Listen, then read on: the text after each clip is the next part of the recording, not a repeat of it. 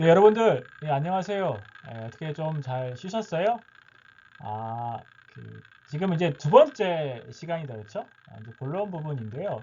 특별히 이번 두 번째 시간에 선생님이 여러분들과 함께 또 나누고자 하는 부분은 라틴 아메리카의 전반적인 것들 가운데 특히 이제 아마존 지역의 어, 그 현재를 살고 있는 사람들의 모습들을 좀 같이 한번 나눠 보려고 합니다.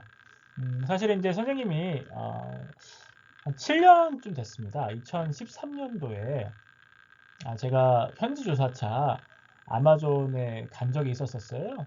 사실 여러분들 지금 보고 있는 사진들 있잖아요. 그때 제가 2013년 2월, 1월부터 한 4월, 5월까지 브라질 아마존 지역에 그리고 이제 페루, 볼리비아 쪽의 아마존 지역에 현지 조사차 갔다가 그때 제가 이제 찍었던 사진들을 지금 오늘 여러분들 지금 보고 계신데요.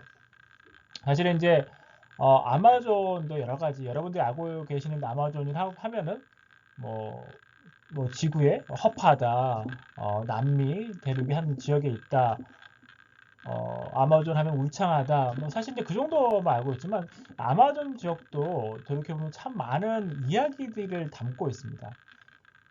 그 중에 하나가 여러분 지금 제가 지금 소를 이렇게 좀 쓰담고 있거든요. 이 소와 결부된 것들도 있고 그 밑에는 그 아마존에 지금 현재를 살고 있는 사람들의 가족들인 거예요.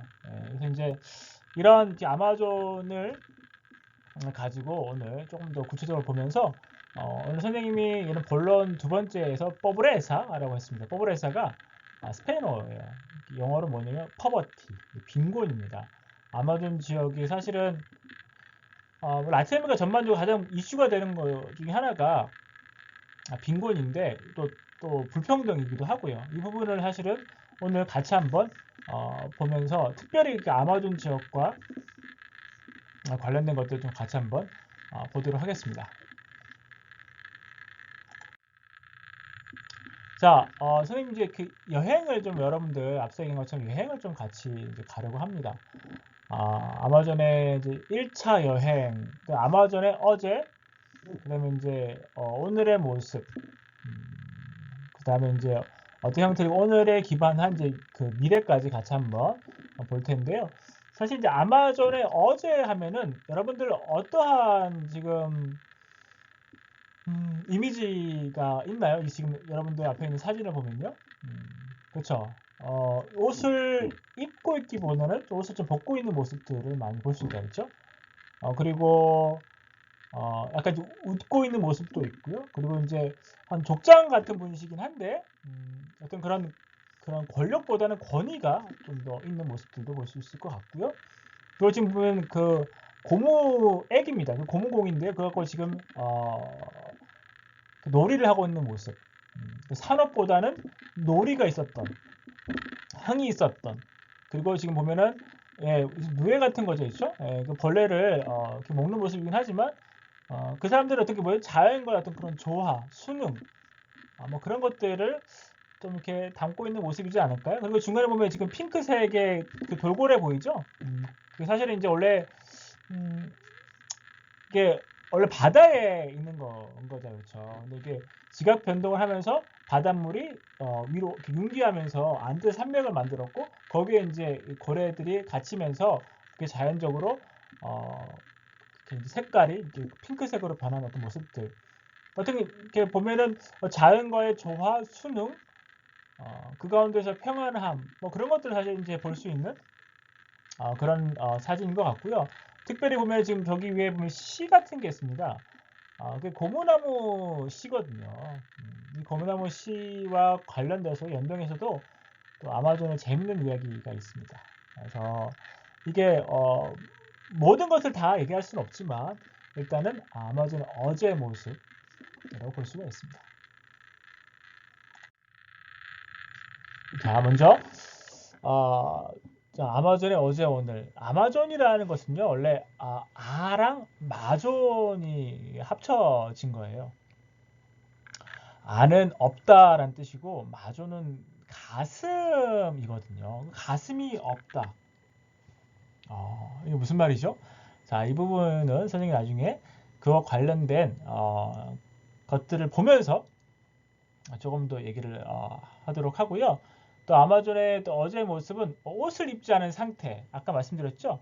그러니까 인간이 보이는 상태, 자연은 그대로 상태, 앞서 얘기한 것처럼 권력보다는 권위가 있던 상태, 그리고 산업이 아닌 노래가 있던 상태인데, 이러한 어제의 모습 가운데 뭔가가 들어오게 됩니다.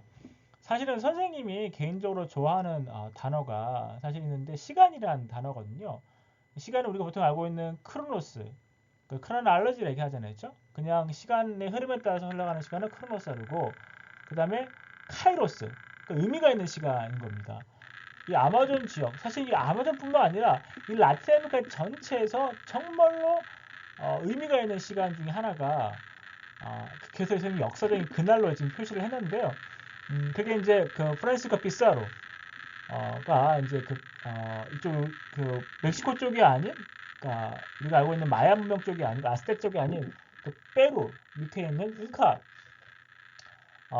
사실 이제 멕시코 쪽 우리가 알고 있는 아스텍과 마야 쪽은 사실 에르난 코르테스라는 정복자가 그쪽을 이제 점령을 하면서 지금의 그런 어떤 식민지 시대를 어떤 구현을 했고요. 그에 비해서 남쪽은, 지금의 남미 쪽은요, 프란시스코 피사로가 정복자로서 등장을 하면서 그 잉카 문명을 하나의 역사 속으로 보낸 어떤 그런 사건들, 그 가운데서 이제 사촌 동생인 건살로 피사로가, 그 다음에 이제 프란시스코 데 오레아나 다 같이 이제 이쪽 아마존 지역을 발견하는 어떤 그런 역사적인 순간들이 있거든요. 그런 부분들이 사실은 이제 아마존이라는 이름이 탄생하게 된 또 그 자양분이 되는데, 그 또한 제가 선생님이 관련된 사파를 보면서 말씀을 드리도록 하고요. 또 선생님 생각하기에는 또 두 번째가 있어요. 역사적인 그날. 첫 번째는 아마존 여전사의 발견이고, 두 번째 역사적인 그날은요, 고무입니다. 고무. 고무와 연관된 비극, 고무 산업이 있습니다. 그 부분 또한 같이 한번 보도록 하고요. 그 다음에 세 번째로 제가 이제 아마존에서의 중요한 역사적인 분기점, 역사적인 사건이라고 하면 또 소와 관련된 어떤 그런 아주 중요한 모멘텀들이 있어서, 그렇게 하면 세 가지를 가지고, 그게 결과적으로 오늘날에 세 번째가 이제 아마존의 오늘, 이런 세 가지 사건들로 인해서 결과적으로 오늘날의 그 아마존, 어떤 아마존요? 어둠에 어제의 그림자가 드리워져 있는 오늘의 모습의 지속성. 사실 이제 빈곤, 불평등, 그리고 도시의 빈민화, 그 식민지화, 외국계 자본의 그런 도입 등 어떤 그런 것들을 이렇게 이제 보여주는 것이 결과적으로 역사적인 그날이 있었기 때문에, 다시 말씀드리면 처음에 봤던 슬라이드는 자연스러운 것들이 있었지만, 이와 같이 세 가지 사건들, 아마존의 발견, 여전사의 발견, 그 다음에 고무공, 그 다음에 소와 관련된 이런 세 가지 사건들로 인해서 아마존의 오늘의 모습으로 구현되게 되었다라는 부분들을 여러분들과 함께 조금 더 슬라이드를 보면서 말씀드리도록 하겠습니다. 먼저 아마존에 대한 좀 개괄적인 부분들을 살짝 먼저 한번 보도록 할 텐데요. 사실 선생님이 이제 아마존을 말씀드린 것처럼 2013년도에도 가고, 사실 이제 그 이후에 선생님들이 라틴 아메리카 쪽을 연구를 하다 보니, 그 라틴 아메리카 쪽도 특히 남미 쪽도 많이 갔지만, 이 아마존을 가는 게 사실 쉽지는 않아요. 사실 선생님이 개인적으로 아시는 친구들이 있을지 모르겠지만, 제가 올 2월 달, 3월 달 해서 촬영을 한번 하러 간 적이 있습니다. 세계 테마 기행에 에콰도르를 갔었거든요. 근데 에콰도르가 사실은 그 방송 중에도 잠깐 언급이 되어 있고, 그 방송에서 잡혀 있는 부분이 에콰도르 하면 솔직히 이제 그러니까 네 가지 지형으로 이렇게 나눠져 있습니다. 그러니까 뭐냐면 이제 갈라파고스 군도 아시죠? 다윈의 종의 기원이 있는 섬이 있고, 그다음에 라코오스타 해안가가 있고요. 그다음에 로스 안데스, 그렇죠? 그 산맥, 그 안데스 산맥 지역 있고, 그다음에 이제 아마존, 라셀바스, 아마존 지역에서 총 네 가지 지역으로 나눠져 있는데, 그래서 선생님이 아마존의 입구 정도인 거죠. 왜냐면 에콰도르도 아마존 지역에 있다고 말씀드렸다 그랬죠. 여기 가서 이제 촬영을 잠깐 하긴 했었었는데요. 보시다시피 이 아마존이 한 나라에만 있는 것이 아닙니다. 특히 남미 지역의 8개국, 또 보기에 따른 9개 국가에 걸쳐서 이렇게 사실 있고, 브라질이 한 50% 정도를 차지하고 있고요. 그 옆에 있는 볼리비아, 페루, 에콰도르, 콜롬비아, 베네수엘라, 그다음에 이제 가이아나, 뭐 수리남, 그다음에 이제 프랑스랑 가이아나 등 해갖고 8개 동 9개, 9개 나라가 보기에 따라서 이게 아마존 지역을 같이 이제 공유를 하고 있는데요. 사실 이 아마존 지역의 크기가 그 슬라이드에 나와 있는 것처럼 중남미 전체 영토의 한 40% 정도까지 차지를 해요. 참 넓다 그렇죠? 그 다음에 지구 삼림이 한 30% 정도. 지구 산수의 10분의 1, 그러니까 어마어마하다 그렇죠. 그리고 아마존 강의 길이는 6,868km. 사실 감이 잘 안 오죠. 우리가 서울에서, 그러니까 우리가 있는 지금 선생님이 부산에 있거든요. 부산에서 서울까지를 500km 정도로 잡아요. 450, 500을 잡는데 그럼 몇 배예요? 그쵸? 그건 14배? 그쵸? 7,000을 치면 14배니까 왕복으로 7번. 왕복으로 7번. 서울, 부산, 서울, 부산 7번. 5시간 치고 안 쉬고 35시간, 그래서 40시간 정도의 시간이 소요가 되는, 크다 그렇죠? 사실 선생님이 있잖아요. 여담인데, 제가 예전에 연구차, 처음에는 선생님 이제 브라질의 상파울루 쪽에 들어가 있다가 거기서 아마존 지역으로 갈 때 제가 선생님이 이제 그 버스를 타고 갔습니다. 72시간 동안, 거의 80시간 동안 버스만 타고. 이게 진짜 우리가 대륙이라 하잖아요. 이 큰 대자가 붙는 게 진짜 어울리는 지역이 이 남미 지역인 것 같아요. 자, 사실 이렇게 크고 광활한 지역에 여러 가지 이야기들이 담겨 있는데, 자, 그 얘기를 조금 더 풀어보도록 하겠습니다. 자, 다시 이 사진은요, 이 슬라이드는 크기를 그만큼 좀 보여주는 거예요. 아까 제가 대륙 얘기했지만, 이 아마존 지역만 지금 봤을 때, 유럽을 다 담겨요. 유럽이 다 이 아마존 지역에 다 담기는 모습을 볼 수가 있습니다. 그렇죠?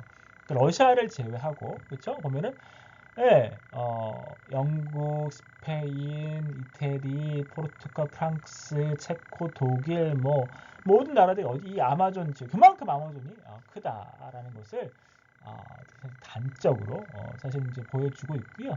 지금 얼마만큼 많은 나라들이 각각 이렇게 아마존 지역을 나누고 있는지를 보여주고 있습니다. 자, 앞서 얘기했던 거 뭐죠? 첫 번째 만남, 크게 세 가지가 있었다 그랬죠. 뭐였죠? 여전사. 그 다음에 뭐였죠? 그 다음에 이제 고무. 그쵸? 예. 아닌데 고무가 두 번째가 아닌데요, 그렇죠?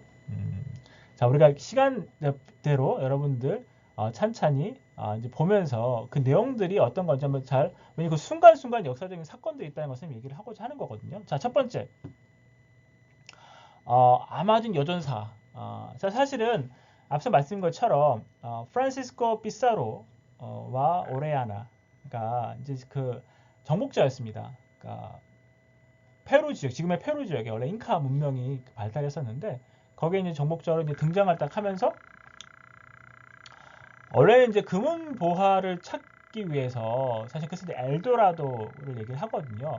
여러분들 지금 보면은 이게 지금 엘도라도 보이시죠? 예. 이게 이제 금의 황금 도시. 그 다음에 이제 옆에가 계피.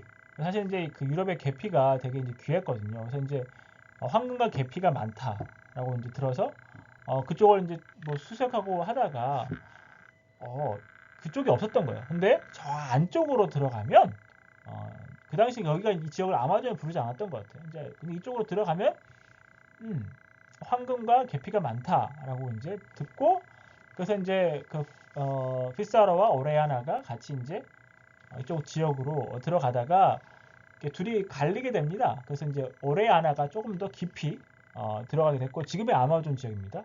들어가다가 거기 현지 있던 원주민들과 이제 맞닥뜨리게 된 거예요. 예, 네. 근데 이 원주민이 그러니까 너무 화를 잘 쏴.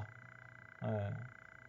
그러다 보니까는 꼭 그 신화에 나오는 아마조나스. 아마조나스는 원래 이제 그 활을 잘 쏘는 여전사거든요. 그 활을 잘 쏜다는 게 무슨 말이냐면요. 활을 잘 쏴기 위해서 자기의 죄송합니다. 가슴을 한쪽 가슴을 잘라내고 왜냐면 이게 거추장스러우니까 쏠 때 그만큼 활을 잘 쏘는 여전사들이 거기에 있는 거예요. 그래서 정말 여기 아마조나스 여전사가 있구나. 그래서 이 말이 결과적으로 구사일생으로 이 프란시스코 데 오레아나가 아까 말씀드린 건 6,868km를 했죠.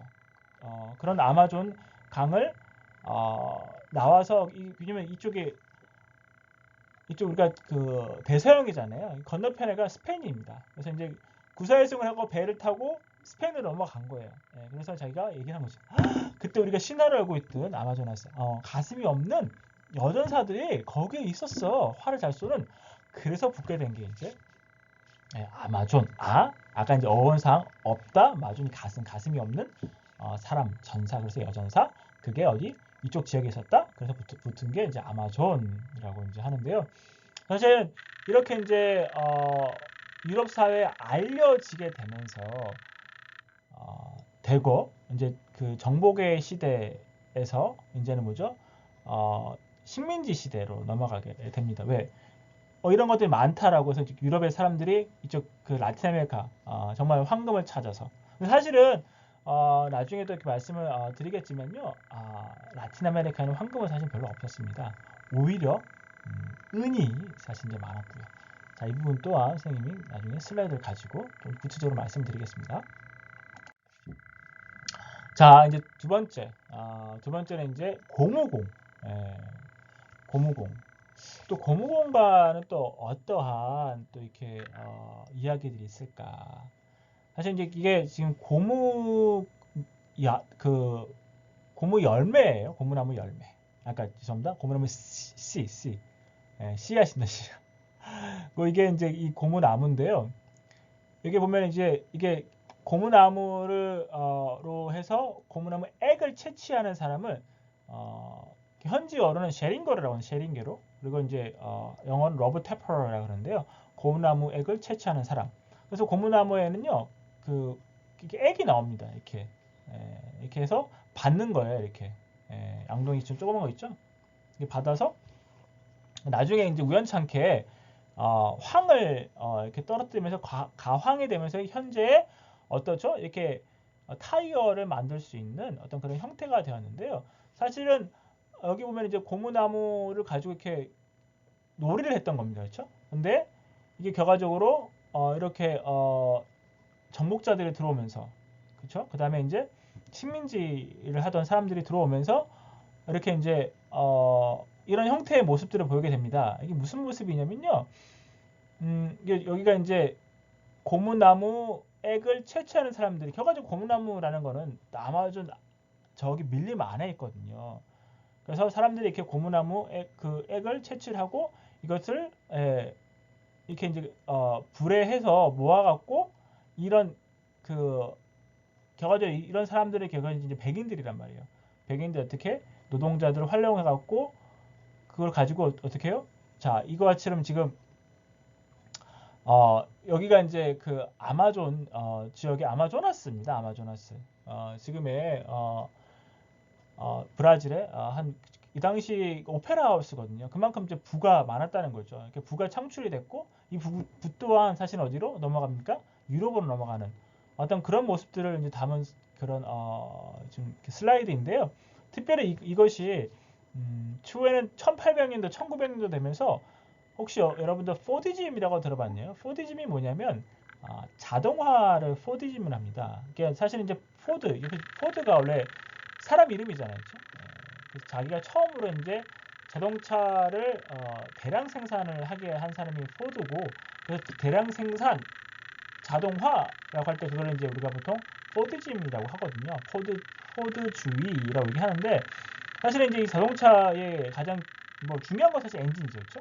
근데 자동차를 굴러가게끔 하는 것이 그 바퀴고 그 바퀴 안에 뭐가 필요하죠? 타이어입니다. 그래서 이제 그만큼 이제 타이어 생산이 많아지게 됐고, 타이어 생산이 많아지게 됐다는 그만큼 고무, 나무, 액이 많이 필요한 거고, 고무, 나무, 액을 많이 어떻게 채취하게 되는 거고, 그럼 결과적으로 뭐죠? 이 아마존 지역이 또 황폐하게 되는 또 그런 또 수순을 또 밟게 됐고요. 근데 사실은 선생님이 이렇게 얘기하면 좀 길어지긴 하지만 원래는 이 아마존 지역은 현재 고무나무 액을 고무나무가 없습니다. 왜 그런지 자 볼까요? 자, 세 번째, 소와 연결이 되죠. 소와 연동이 되어 있는데요. 사실 이제 어, 우리 세계대전, 세계사와도 사실은 연동이 되어 있습니다. 원래는 이 고무 나무의 그 고무나무 아까 씨 보셨죠? 이게 반출이 안 되는 거예요. 거기 안에서만. 근데 이제 영국 상인이 고무나무 씨를 몇 개 훔쳐다가 그 어디로 가서 심었냐면, 사실 이제 고무나무 자체가 자랄 수 있는 환경이 아열대성. 그게 무슨 말이냐면 비가 올 때 한 번에 많이 오고, 그 다음에 이제 되게 햇볕이 쨍쨍해야 되고. 그래서 사실 이게 이제 그 아마존 지역의 그런 환경이거든요. 그래서 사실 어디가 맞냐면, 여러분들 혹시 선생님 개인적으로 가보지 못했지만 말레이시아나 인도네시아 그쪽이 동남아 그쪽 편이 사실 그 당시 이제 영국 식민지였거든요. 그러니까 이제 영국상이 와갖고 거기를 이제 심은 거예요. 심었죠? 심으면 어떻게? 그냥 심었겠습니까? 잘 심었겠죠. 근데 사실은 아마존 지역은 어떻게 고무나무가 우리 심었다는 건 플랜테이션처럼 심은 거거든요. 딱 줄을 쫙 맞춰서.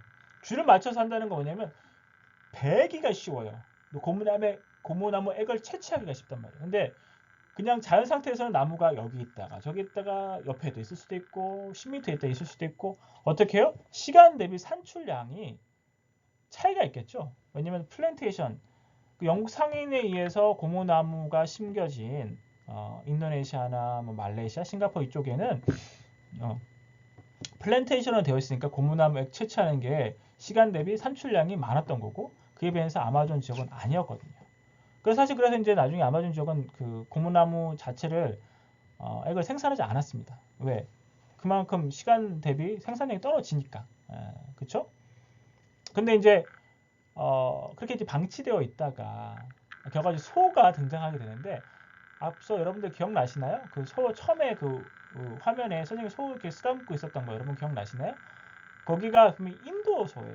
인도소인데 인도도 가면 이렇게 혹처럼 생기는 그 친구들이 있거든요. 근데 그 1900년 1960년대 우리나라도 1960년대에 이제 군사 정부가 들어온 것처럼 브라질도 군 정부가 들어서면서 이 아마존 지역에 를 개발해야겠다. 그냥 방치하지 말자. 그럼 어떻게 할 것인가? 일단 나무 베고 거기다 뭐 하냐? 방목할머니 소를 키우는 거지. 여러분 보시는 거 소 있죠? 사실은 지금 보시면 지금 이 집이 바뀌었어요. 뭐로? 집주인이 바뀌어요. 집주인이 지금 누구예요? 지금 소죠. 원래는 이 사람들이 세링게예요. 세링게로가 뭐였죠? 앞서 얘기했던 것처럼 이제 고무나무 액을 채취했던 사람들. 그런 가족들이 쫓겨나고 결과적으로 집주인이 이 소가 되는 모습들을 담은 사파인데요. 그렇죠. 결과적으로 이렇게 소를 막 키운 거예요. 그렇죠. 소를 키우기 위해서는 어떻게 해요? 방목을 하는 거고, 그러면 방목할 공간이 많이 필요하잖아요. 그래서 계속 지금도 마찬가지예요.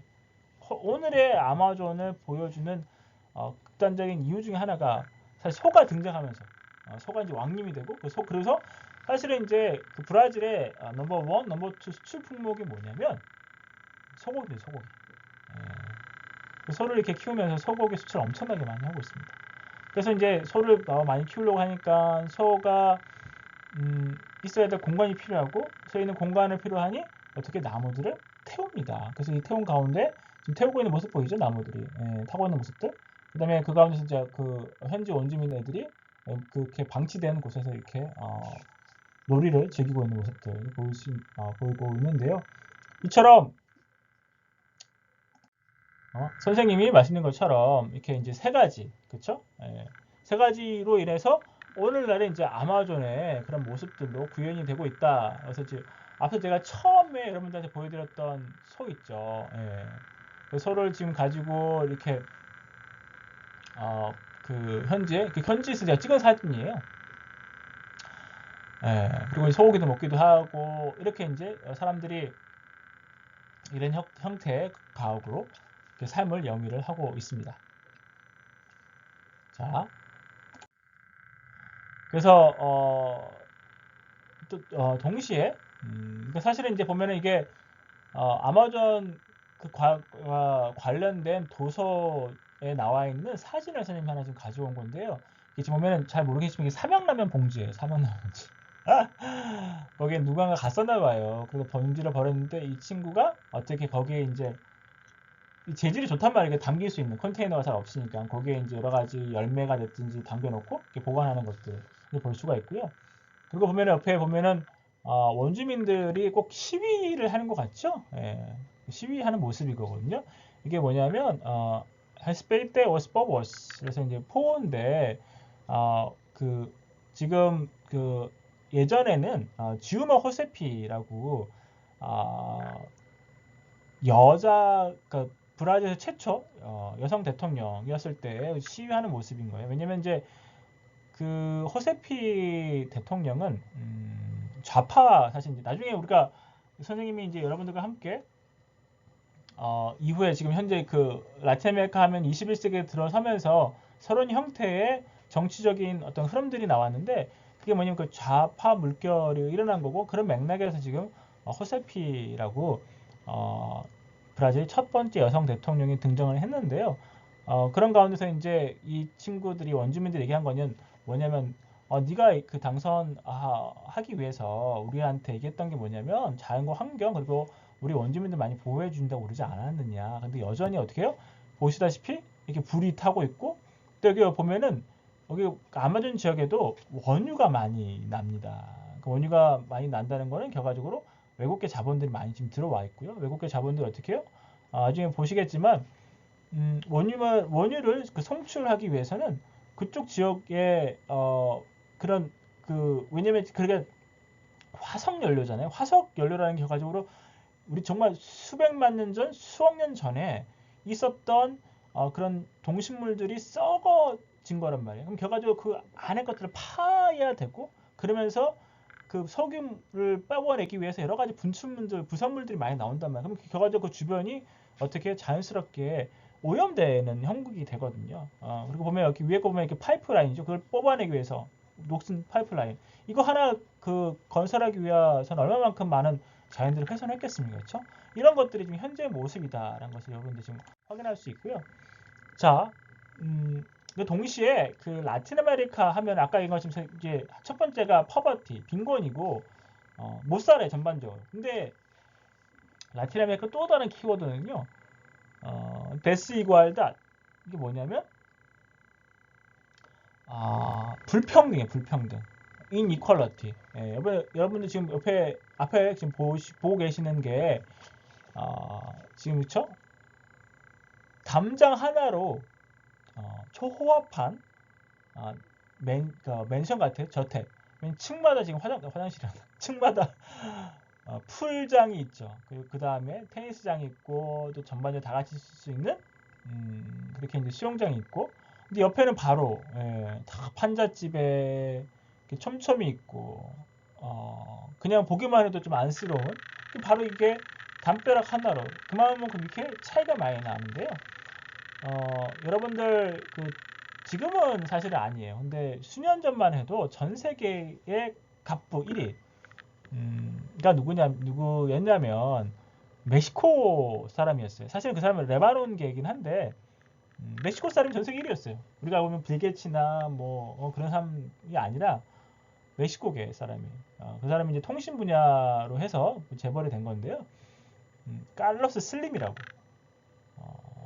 그만큼 이제 그 라브레차라고 하거든요. 갭. 그만큼 국민들 간에 시민들 간의 이 갭이 간격이 큰 부분들을 확인을 할 수 있는 것이 솔직히 라틴 아메리카고 그래서 여러분들 뭐 조금 2015년 지표이긴 하지만요. 사실은 이제 지니계수 여러분 혹시 들어보셨나요? 지니계수가 솔직히 이제 0부터 1로 이렇게 나누거든요. 소득의 불균형 정도를 나타내는 지표인 거예요. 무슨 말이냐면 소득이 평등하다. 균형이 잘 맞았다면 0으로 가고요. 그게 크다면 1인 거예요. 그래서 백분율로 하면은 한국은 솔직히 0.3 정도 돼요.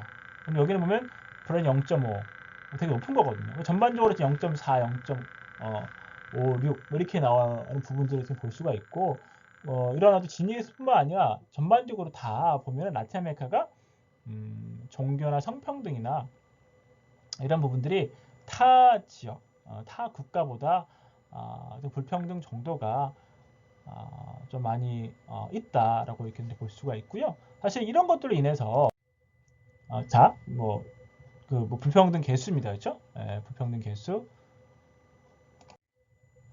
자, 이런 그 불평등이 일어난 것들로 인해서 여러 가지 그 지식인들뿐만 아니라 사회운동가들이 있었습니다. 그렇죠? 그냥 뭐 우리도 그렇잖아요. 어떤 그런 현상에 대해서 누군가는 일어나고 현상을 바꾸고자 했던 그런 지식인이 있었고요. 그 가운데 또 문헌을 통해서 또 그 라틴 아메리카의 모습을 해부한 사람이 있었는데 사실 이제 이 사람이 여기 나와 있는 것처럼 에두아르도 갈레아노라는 아르헨티나의 학자입니다. 그 사실 유명한 책 중에 하나가 뭐 불의 기억도 유명하긴 하지만 그 중에 하나가 Las Venas Abiertas en América Latina 라고 이제 선생님 여기 지금 선생님 연구실에도 지금 사실 이제 더 갖고 있긴 한데요. 영어판이긴 한데요. 그렇죠? 이렇게 보면은 이게 결과적으로 이 에드워드 갈레아노가 말하고자 한 바는 대지가 결과적으로 우리가 라틴 아메리카 땅이 너무 풍요로워서 오히려 빈곤을 초래했다라는 사실 이제 그런 맥락의 글이 사실 이제 라틴 아메리카 열린 절개된 혈관 왜냐면 이렇게 계속 뽑아만 가는 겁니다. 뽑아만 가는 거야. 누가? 서구 유럽 친구들이 이제 식민지 시대 때 또 그런 부분들을 이제 비판하는 사실 이제 부분인데요. 라틴 아메리카 하면은 사실 여러 가지 키워드 중에 하나가 지하자원이거든요. 1차 산품. 왜냐면 사실 그것 때문에 아까 앞서 말씀드렸죠. 엘도라도 기억나시죠? 계피. 사실 그건 하나의 단적인 예인 거고 정말로 지금도 그렇지만 라틴 아메리카 하면은 지하 자원들이 정말 많이 풍부한 모습들이 있고 사실은 이런 것들로 인해서 뭐 나중에 선생님이 또 얘기하겠지만 라틴 아메리카의 어떤 그런 정치 경제에도 참 많은 영향을 미쳤고 산업 스타일도 많이 바꿨어요. 사실은 이제 한국이 우리는 보통 이제 얘기하면은 사실 대한민국이 인적 자원밖에 없잖아요. 그렇다고 우리가 뭐 광물 자원이 이렇게 다른 나라에 비해서 이렇게 있는 것도 아닌 거고 중요한 거는 그거거든요. 이 사태를 어떤 형태든 간에 모면하기 위해서 대한민국은 수출 주도형이라서 Export Led Industrialization, 뭐 ELI 또는 Export Oriented Industrialization에서 EOI 이렇게 얘기도 하는데요. 사실 이제 이 라틴 아메리카 같은 경우는 지금 말씀드린 것처럼 지하자원이 풍부했잖아요. 그렇죠? 그렇기 때문에 이 지하자원을 어떻게 우리가 활용을 하자라고 해서 ISI라고 시프트 산업화, Import Substitution Industrialization에서 새로운 형태의 산업화를 시도를 했고 그게 결과적으로 결과론적으로 봤을 때는 실패를 한 거라고 지금 또 얘기를 하긴 하는데요. 사실은 이제 선생님이 생각한 거는 솔직히 타이밍이 좀 사실은 뭐 좋지 않았다고 솔직히 생각을 하고 있고요. 또 근본적인 거는 뭐 타이밍뿐만 아니라 잘하지 못할 수밖에 없었던 그런 또 사회적인 어떤 그런 계층화가 또 하나의 문제였다라는 부분이어서 이런 부분들은 사실은 뭐 제가 우리 지금 특강상에서 다 얘기는 할 수는 없고요. 솔직히 한 학기 생각하면 이제 1년 이상의 논의들을 할 수 있는 부분들이었어요. 하여튼 그 정도 중요한 거는 라틴 아메리카의 이런 그 불평등, 그쵸? 아까 얘기한 것처럼 빈곤에 관련돼서 여러 가지 움직임들이 있었고 그 가운데서 에드와르도 갈레아노라는 학자는 아메리카의 열린 또는 절개된 혈관이라는 책을 가지고 그 라틴 아메리카 실생활을 한번 파헤쳤다 되고요.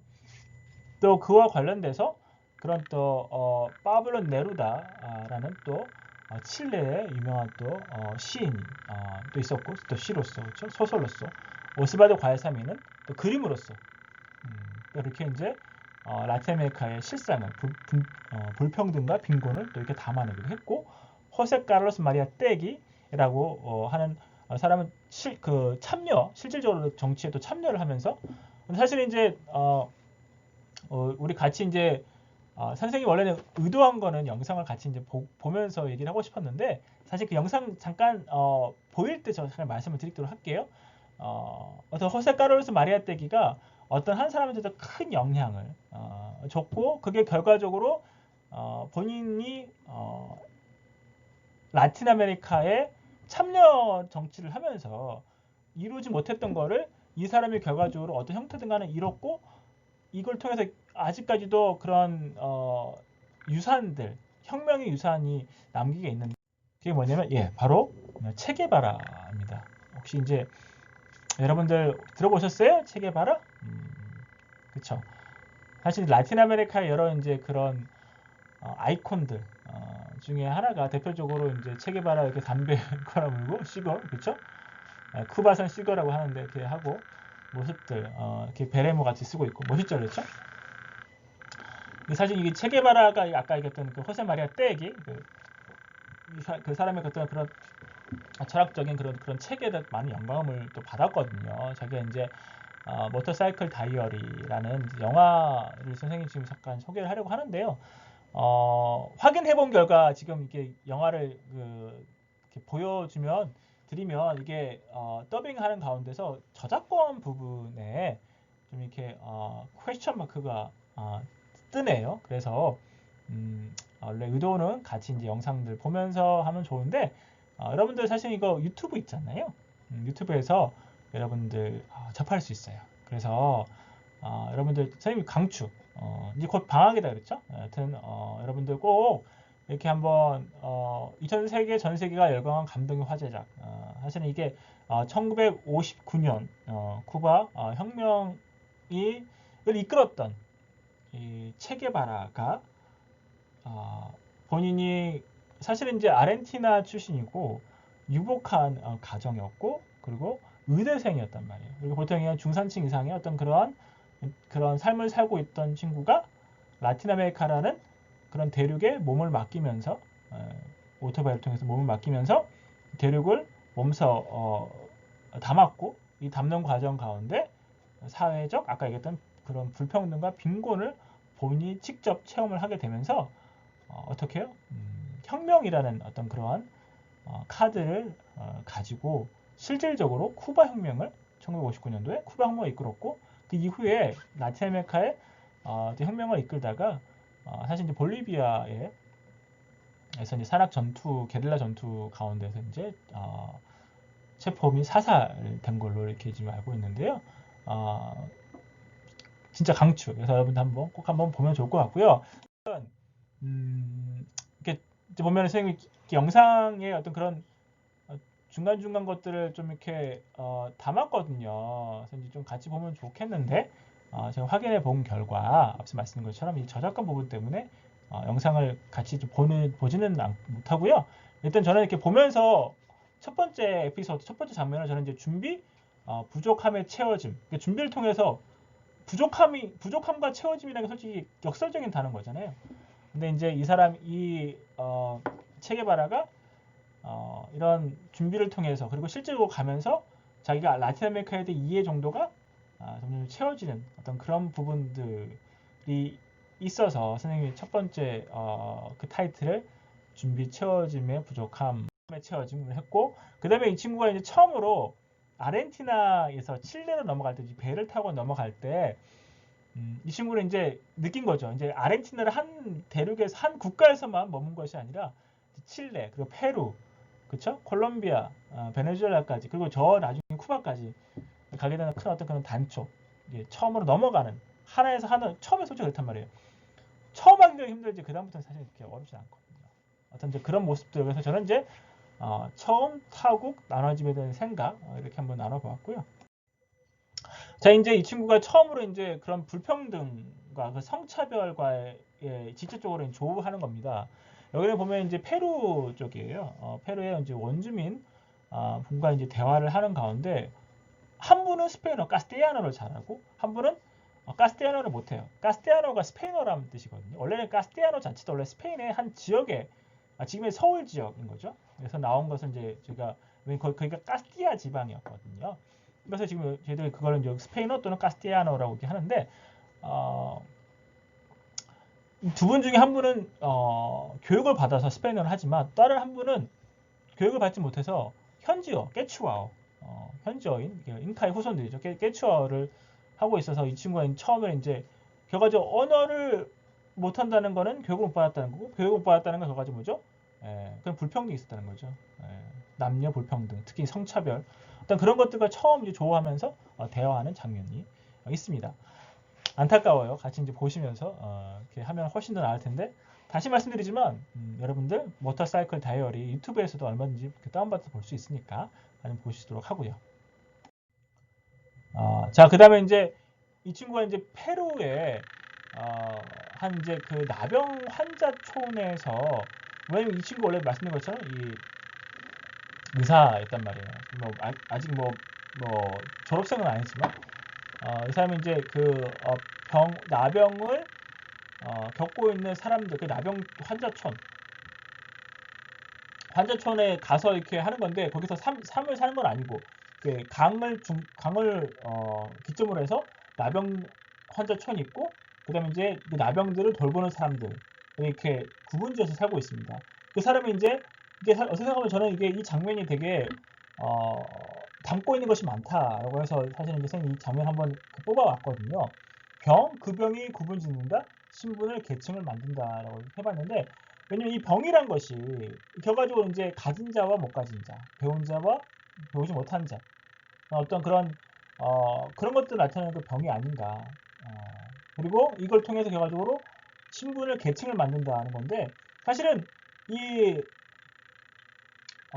체게바라가 넘어가요. 어디로 호숫가를 그 강을요, 강을 헤엄쳐서 그런 장면이 나옵니다. 결과적으로 뭐죠? 자기는 지금 나병 환자촌이 아닌 일반인 정상인이 살고 있는 가진 자, 교육받은 자, 그 다음에 그 상류층의 어떤 그런 데서 본인이 어떻게 직접 헤엄을 쳐서 이쪽으로 넘어간다는 어떤 그러한 부분들을 보이고 있는 것이어서 선생님이 이 부분이 중요하고 담고 있는 것이 귀하다라고 생각해서 한번 만들어 봤고요. 안타깝습니다. 같이 보면 좋은데 말씀드린 것처럼 요새 넷플릭스도 많잖아요. 그렇죠? 한번 꼭 보시면 좋을 것 같아요. 자, 이러한 라틴 아메리카에 대한 여러 움직임들이 있었지만 종국에는 1980년대를 넘어서면서 아까 선생님 잠시 얘기했죠. ISI라고 수입대체 산업화가 결과적으로 실패로 종국이 되면서 80년대 90년대에 워싱턴 컨센서스라는 말이 좀 어렵다 했죠. 뭐 어려울 거 없습니다. 워싱턴 지역에 있던 워싱턴에서 그 어떤 사회적인 합의, 컨센서스 합의잖아요. 왜냐면 이렇게 1970년대 80년대 라틴 아메리카 국가들이 모라토리엄이라고 해서 이제 배째라한 거예요. 배째라. 그러니까 결과적으로 채무 불이행을 모라토리엄이라고 하거든요. 앞서 잠깐 얘기한 것처럼 이제 수입 대체 산업화를 한다는 거는 수입을 하던 거를 대체해갖고 우리가 직접 산업화해서 만들겠다는 게 수입 대체 산업화인 겁니다. 그렇죠? 그 수입을 하던 것, 우리가 왜 기술이 없어서 자본이 없어서 못 만든 것들을 우리가 직접 대체해갖고 직접 우리가 만들겠다는 걸 산업화한 거예요. 그래서 수입 대체 산업화인데 그 수입 대체 산업화한다는 게 뭐죠? 결과적으로 공장을 져야 돼요. 자본이 필요하죠. 그럼 어떻게 해요? 이게 있나요? 자본이? 그럼 그냥 투자를 받는다고요. 어떻게 해요? 그냥 채권, 그러니까 채무자가 되는 거죠. 그렇죠? 빌리는 거니까. 우리가 공장 하나 짓는데 국가 차원에서 공장 하나 짓고 조그맣게 짓겠습니까? 엄청 크게 짓는다고 그렇죠? 근데 그 짓는데 우리가 농협이나 부산은행이나 대구은행 가서 빌리나요? 아니잖아요. 그렇죠? 큰 국가에서 빌리든지 아니면 그런 개발은행 가서 빌리고. 근데 결과적으로 이제 그런 수입대체 산업화가 실패로 되면서 이게 결과는 못 갚는단 말이에요. 그렇죠? 그럼 어떻게 해요? 그냥 우리도 그렇잖아요. 개인 파산 내는 것처럼 국가도 국가 파산을 내는 상태가 되면서 80년대 90년대에 그래서 이제 우리도 IMF 체제로 드는 것처럼 사실은 그렇잖아요. 내가 이제 돈을 못 준대. 그러면 돈을 받아야 될 거 아니야. 그러면 돈 받게끔 채무자한테 이거 해. 그래서 결과적으로 모든 것들을 어떻게 해요? 좀 더 오픈하고 개방화시키고 그게 신자유주의라는 그런 용어로 이렇게 담아서 얘기하는데요.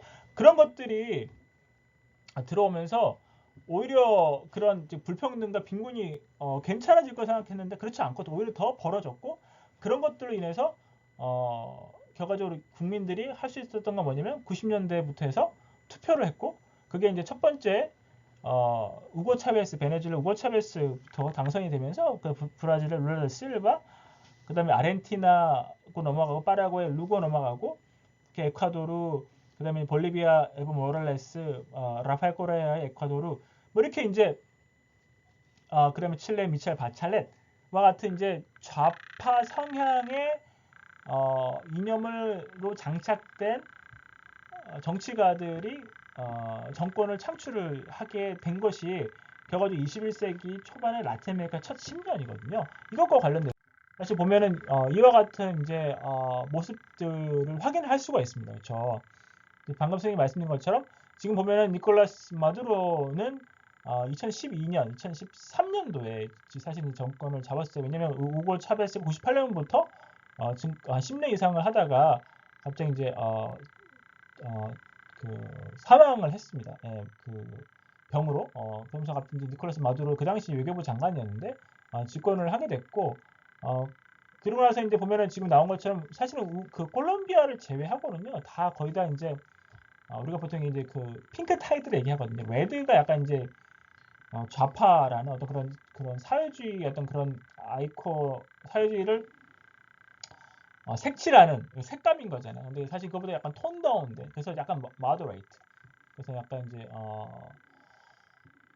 중도 좌파적인, 레디컬한 급진적이보다는 그런 뭐 레디컬한 친구들이 있었죠. 그 친구들 보통 얘기하는 이제 베네수엘라, 에콰도르나 볼리비아 분 약간 레디컬을 얘기하고 그 외에는 보통 우리가 중도 좌파라고 하는데 그걸 통틀어서 우리가 약간 이제 핑크색, 핑크 타이드, 타이드가 물결인 거잖아요. 그래서 20세기 초반에도 그런 물결들이 강했고 사실 이제 그러다가 사실은 그렇습니다. 이게 좌가 잡든 우가 잡든 저는 똑같은 것 같아요. 어떤 맥락에서는 그게 참 우리 인간들의 기본 어떤 그런 성향인 것 같기도 하고 그래서 이제 뭐 뽑아줬더니 별거다 똑같더라. 그래서 결과적으로 나중에 이제 2010년 이후 15년부터 해갖고 이제 우파들이 벌써 2018년도 18년도 다 보면은 지금 다 우파 정권들이 또 많이 들어서고 있고 지금도 라틴 아메리카 그런 정치 지형도는 항상 이렇게 언스테이블한 어떤 그런 형태들을 이제 볼 수가 있습니다.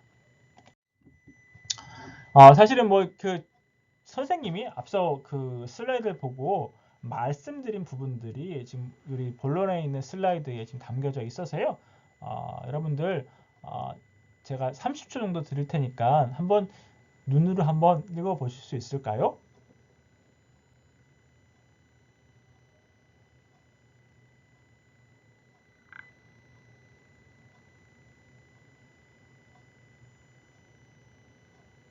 자, 됐죠? 자, 이도 마찬가지로 아까 말씀한 것처럼 그 축이 왼쪽으로 갔다가 오른쪽으로 갔다가 그렇게 좌우로 많이 이렇게 이제 움직이는 형태가 사실 라틴 아메리카의 그런 정치 지형도고 사실은 어떻게 보면 좀 재미있는 지역이 라틴 아메리카라고 볼 수가 있습니다. 그래서 라틴 아메리카 하면 그 실험 장소의 얘기를 많이 하거든요. 정치뿐만 아니라 경제적인 모델로. 근데 이제 라틴 아메리카 정치의 자양자 배경, 뭐 솔직히 선생님이 지금까지 쭉 얘기했던 부분들이 사실은 라틴 아메리카가 자양자, 좌클릭, 21세기 초창기에 초반 10년 특히 왜 레프트. 근데 사실 이제 이 자양자가 되게 된 사실 이제 거시적인 그런 외적인 또 동력이 있었어요. 사실 선생님이 그 설명을 하지는 않았었는데 잠시 말씀드리면 중국과도 사실 연동이 됩니다. 사실 중국이 여러분들 사실은 이제 지금 중국도 지금 5세대라고 얘기하거든요. 모택동 그쵸? 모택동부터 해서 지금의 시진핑까지 올 때 지금 현재가 시진핑 시대 그 5세대라 얘기하는데 그 이전에 후진타오, 그다음 90년대 후반에 장개석, 그렇죠? 그다음 등쇼핑 이전이고 그다음 모택동, 등쇼핑, 장개석, 그다음에 후진타오, 지금의 시진핑. 총 5세대를 얘기를 하는데 장개석에서 후진타오로 넘어가는 1990년 후반, 2000년 초반에 현재도 그렇지만 현재는 좀 많이 떨어졌습니다. 거의 10%의 경제 성장을 보인 거예요. 10%. 대한민국은 잘 나갈 때 6%, 7%잘 나갈 때고 지금은 이번에 사실은 뭐 코로나 상황으로 인해서 저희도 마이너스 정말 또 오랜만 거의 지금 저희도 산업화 이후로 거의 처음으로 마이너스 때 마이너스 1.9 이렇게 얘기하거든요. 사실 라틴 아메리카는 거의 마이너스 10% 이하로 그 성장을 지금 보인다고 하는데요. 어떤 중국 같은 경우가 이런 지속적인 성장을 하기 위해서는 어느 형태든 간에 투자를 한단 말이에요. 그렇죠?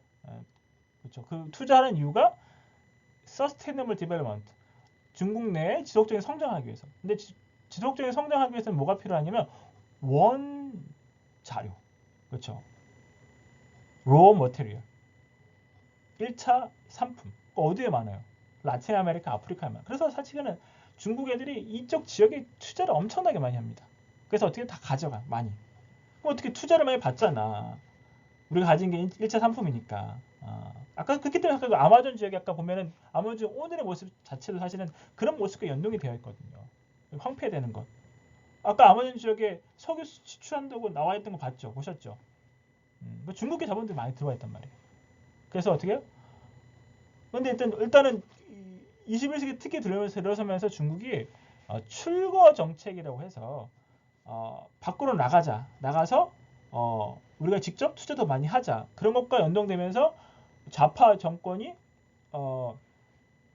좌파가 정권을 잡으면서 어떻게 해서 정권을 잡고 정권을 유지하기 위해서는 뭐가 필요해? 동력이 필요합니다. 동력이라는 것은 이제 쩐이거든요. 쩐, 자본. 근데 자본을 누가 많이 대주는 거예요? 중국에서 많이 대주는 거죠. 미국이 아니라. 사실은 이제 좌파 정권은 이념상 우파 이념상 어떤 그런 자본주의적인 마인드가 장착된 미국과는 거리를 둔단 말이에요. 그런 그 레토릭이라 하는데 말뿐만 아니라 실질적으로 많이. 근데 레토릭 한 게 많아요. 그냥 말로만 한 게 많긴 하지만 여튼간에 기본적으로 그게 이제 중국의 어떤 그런 투자 그런 대상국과 그 라틴 아메리카 좌파 정부의 필요성과 이제 딱 맞아떨어진 거죠. 잘. 그래서 한동안 그 라틴 아메리카 21세기 초반에 정말 성장을 많이 했습니다. 중국의 투자붐 때문에. 그러다가 2008년, 2009년도에 그 파이낸셜 크라이시스, 그렇죠? 금융 위기도 있었고 미국발이긴 하지만 그럼에도 불구하고 중국은 괜찮았습니다. 근데 전반적으로 경기가 안 좋고 그러다 보니 어떻게 해요?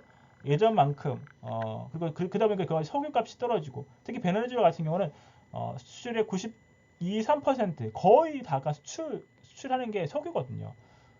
오페크 산유국이기도 하고 베네수엘라 같은 경우는 석유 산출량이 거의 사우디아라비아 1, 2등 정도 할 정도로 어마어마무시한 게 사실은 부분인데 그래서 결과적으로 이제 라틴 아메리카 자양자가 돼서 오랫동안 지속했던 배경 중에 하나가 외부적인 요소가 중국이었다라고 어떻게 말씀드릴 수 있고요. 이거 벌써 이제 그 마무리가 된 것 같은데요. 사실 이제 앞서 쭉 말씀드린 것처럼 라틴 아메리카의 큰 축인 거예요. 불편한 큰 축, 불평등, 빈곤, 불평등. 이걸로 인해서 지금 현재에도 이런 부분들이 지금 진행형이고 사실 2019년도에 작년에 반정부 시위가 라틴 아메리카 전반적으로도 많이 있었었거든요. 그런 것들은 결과적으로 뭐죠? 라틴 아메리카에 대한 그런 불편함들을 표출하는 그런 과정들 있었던 거고 이런 라틴 아메리카 불편한 정도가 표출이 됐고 이 표출된 것들을 어떤 형태든 간에 좀 해결할 수 있는 것이 무엇이 있을까? 왜냐면 우리는 21세기를 살고 있잖아요. 세계 시민, 세계 시민 의식 이런 얘기도 많이 하고 전 지구적 맥락 여러분 혹시 SDGs라고 지속 가능한 개발 목표 사실 그것들이 사실 이제 저는 그런 것 같아요. 지금 아마르티 센이라고 인도계 학자입니다. 경제학자인데 개발 경제학자인데요. 이 부분이 이제 development as freedom, 그러니까 결과적으로 개발은 인간 자유를 이렇게 증진하는데 불편한 것들, 여러 요소들 있죠. 자유를 저해하는 것들을 제거하는 과정을 제거하는 것들을 그게 이제 개발이다. 그런데 뭐 빈곤이나 인간의 자유로운데 불편을 주는 게 빈곤인 거잖아요. 또 자유로운데 못 사는 거야. 그리고 독재, 자유롭고 그다음에 이런 기회 박탈, 공공시설의 부족, 이런 인간의 자유 증진의 장애가 요소가 되는 것들을 제거해 나가는 것이 진정 개발이다. 그렇게 하면 어떻게 진정 우리가 자유를 누릴 수 있다라는 말이 선생님 참 이렇게 가슴에 와 닿더라고. 또 말이 또 되는 것 같고, 그게 결과적으로 우리가 얘기하는 개발 협력이거든요. 그래서 저는 이제 오늘 우리 수업을 마무리하면서 이 화두를 좀 던지고 싶어요. 우리가 사실 뭐 이렇게 얘기하면 너무 큰 거시적인 얘기일지 모르겠지만 이 땅 가운데 살면서 같이 이제 더불어 살아야 되는 것이고, 그게 이제 우리 각자마다 각자 영역에서 주어진 것들을 열심히 하면 더불어 사는 거겠죠. 근데 이 더불어 살 나만 열심히 할 것이 아니라 주변 사람들, 우리는 지금 바라보고 있는 게 라틴 아메리카긴 하지만 그런 각 우리 지역뿐만 아니라 다른 지역 국가에서도 필요한 것들까지도 한번 확인해 보면서, 좀 돌아보면서 그렇게 이제 할 수 있는 것이 무엇이 있을까를 고민을 하면 어떨까. 그게 어떻게 생각하면 레퍼런스가 라틴 아메리카일 수도 있고, 또 여러분들 각각 전공하는 부분일 수도 있고. 그래서 사실 말이 좀 길어졌는데요. 하여튼 원래 선생님이 의도한 거는 영화도 조금 같이 보면서 그 부분 조금 더 깊이 있는 얘기도 하고 싶었고, 근데 지금 그 저작권 부분들이 확인이 돼서 조금 그 부분 아쉽다. 그렇죠? 선생님이 정말로 여러분들한테 추천해드리고 싶고, 정말 라틴 아메리카의 필요를 라틴 아메리카 어떻게 보여지는지를 잘 담는 영화가 같은 것처럼 그 모터사이클 다이어리니까 한번 시간을 내서 꼭 봤으면 좋겠습니다. 사실 이제 마지막 장으로 노래 하나 여러분들 선물하고 그렇게 이제 가고 싶은 건데요. 이게 이제 당신은 그런 사람이야, LS2. 이 부분도 사실 이제 보니까 저작권 부분도 같이 있을 것 같아요. 그래서 이 부분은 그냥 그렇다고 제가 그 라이브로 불러드릴 수는 없고 제가 노래 잘 못해서, 꼭 기회가 되면 이 노래 또한 여러분들 유튜브 들어가서 얼마든지 들을 수 있거든요. 이렇게 여러분 접했으면 좋겠습니다. 아이고, 장시간 여러분들 들으셔서 수고 많으셨고요. 1부와 2부 이렇게 나눠져 있으니까 여러분들 한번 들어보시고, 이번 기회에 라틴 아메리카에 대해서 조금 더 열린 그런 어떤 자세 그렇게 좀 했으면 좋겠습니다. 하여튼 수고 많으셨고요. 다음에 또 기회가 되면 그렇게 또 뵙도록 하겠습니다. 자, 수고하셨습니다.